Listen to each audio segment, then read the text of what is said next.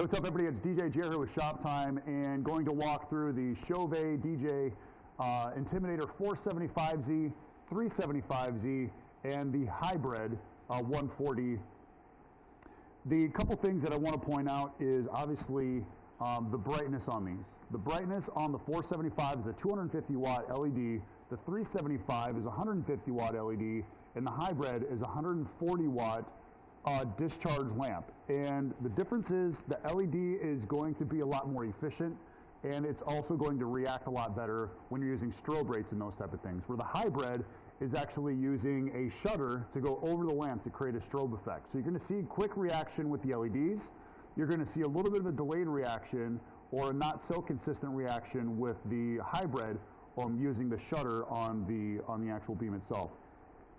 So let's talk about the prisms. The prisms are going to be extremely important when you're looking at how wide the image can get and how clean the image can get. So the hybrid has two sets of prisms. It has a circular and it has a linear prism, which you can actually overlap the two. The 375Z has dual prisms, but you can only use one at a time because they're on the same handle. So when you're using the prism, if you want circle, it's going to drop number one. And once you put it into a linear, it's using the same arm to drop number two in front of the lens, creating a linear prism or creating a circular prism. Again, they're on the same handle. And then the 475Z is going to have, we'll click onto that here, you can see the circular prism. And the nice thing about this circular prism is it actually has a nice fill on the inside. So you don't get a lot of empty space in the center. When you get into the hybrid, you're going to see some blank space. We're going to speed this up a little bit.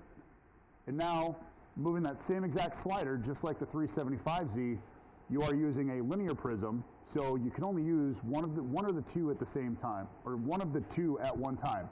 So you can't have a linear and a circular prism. Let me show you exactly what that looks like on the hybrid. On the hybrid, we're able to use a circular prism, and then we can also add a linear prism within that fixture as well.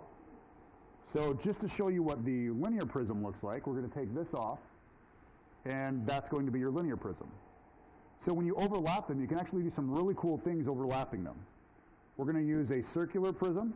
We're going to slow it down. And one thing I like to do is actually use your linear prism, but use the linear prism, if your circular prism is going right, use your linear prism to go left, and you actually get a really cool motion effect using the two prisms on top of each other. So we're going to go to left, and now you get a really cool shimmer look utilizing the prisms in two different directions. So some real advantages of having the two prisms as opposed to having a one prism, being able to only use one prism at a time on the 375 and the 475. If you have any questions on the different prism overlays or how to utilize the prisms on the Intimidator line, please feel free to reach out to me. You can reach me at jeremy@djjershoptime.com, or you can message in the comments down below. This is DJ Jer with Shop Time. Thanks for watching. We'll see you next time.